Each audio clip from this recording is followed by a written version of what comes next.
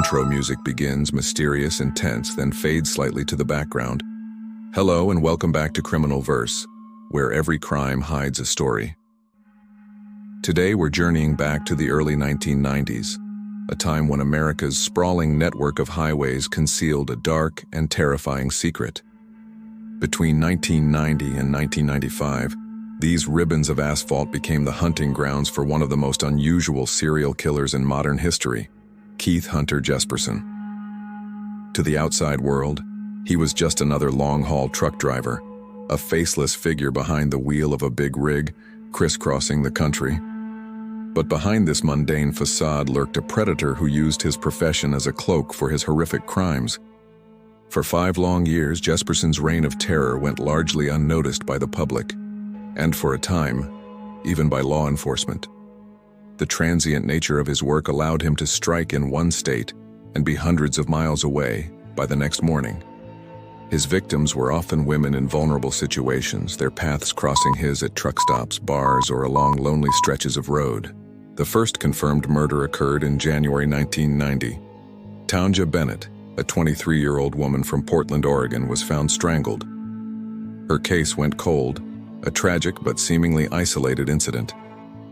But it was only the beginning. As Jesperson continued his deadly travels, the body count grew. From the sunny coasts of California to the swamps of Florida, from the plains of Wyoming back to the forests of Oregon, a string of unsolved murders began to pile up. Law enforcement agencies in different states were dealing with what they believed were separate, local homicides. The sheer geographic distance between the crimes made it incredibly difficult to connect the dots. Who would suspect that a single individual was responsible for such a widespread pattern of violence? The killer was like a phantom, leaving a trail of grief and confusion in his wake, but no clear identity. The lack of connection between the victims and the vast distances involved made the investigation a logistical nightmare. This is where the story takes a truly bizarre turn. Frustrated and craving recognition for his crimes, Jesperson decided to break his silence. He began writing letters to media outlets and law enforcement. The first significant letter was sent to the Oregonian newspaper. In it, he claimed responsibility for the murders that were baffling police across the country.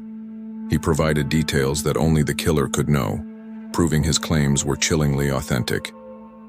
But what made these letters truly infamous was the signature he used at the bottom of each one. It wasn't a name, but a simple, hand-drawn symbol, a smiling face.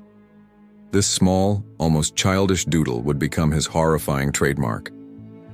The media quickly latched onto it, and Keith Hunter Jesperson was dubbed the Happy Face Killer.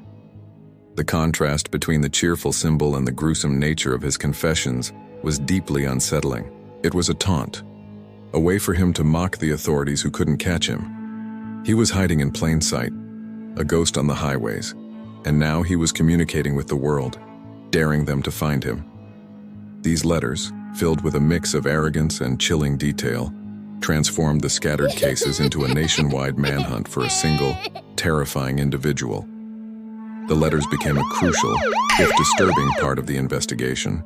Jesperson revealed information about victims police hadn't even identified yet, sending them scrambling to piece together his bloody trail. For example, he led them to the body of his final victim, Julie Winningham, whom he had murdered in Washington state in March 1995. But his desire for infamy would also be his undoing. While he craved the credit, another person, Laverne Pavlinak, had falsely confessed to the murder of Tanja Bennett, Jesperson's first victim. Enraged that someone else was taking credit for his work, Jesperson escalated his letter-writing campaign.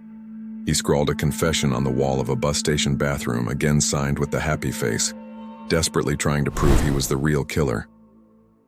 The net finally began to close. Investigators, armed with the details from his letters, started to build a profile. They knew he was likely a trucker, someone with the means and opportunity to travel extensively. The breakthrough came when a woman named Julie Winningham, who had been dating Jesperson, was found dead.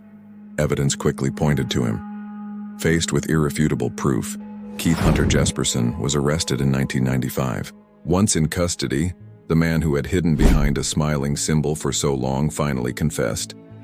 He admitted to murdering 8 women across 6 states, though he has claimed the real number is much higher, possibly as many as 185, though these claims remain unverified. Jesperson's confession brought an end to the 5-year nightmare. He provided investigators with the locations of his victims and the brutal details of their final moments. He was convicted for his crimes and sentenced to multiple life sentences without the possibility of parole. The families of his victims finally had answers, but the resolution was bittersweet, a cold comfort in the face of such senseless loss. The case of the happy face killer serves as a chilling reminder of the darkness that can hide behind an ordinary exterior. The smiling face, a symbol of joy for most, became a haunting mark of death and a signature for a killer who craved fame above all else. The story of Keith Hunter Jesperson highlights the vulnerabilities of a transient lifestyle and the challenges law enforcement faces when a killer is constantly on the move. His letters, while born of pure ego, were the key that unlocked the entire investigation. Without his need for recognition, it's possible that his web of murders would have remained a series of disconnected, tragic cold cases. It's a stark illustration of how a killer's own psychology can ultimately become their downfall. The happy face wasn't a sign of joy. It was a chilling mark of his crimes, a permanent stain on the highways of America. Thank you for joining us on this journey into a very dark chapter of criminal history. The stories we tell are not just about the crimes, but about the lessons we can learn and the victims we must never forget. If you found this story compelling, please consider liking this video and subscribing to Criminal Verse for more deep dives into the cases that have shaped our world. Hit that notification bell so you never miss an episode. Stay safe, and we'll see you next time.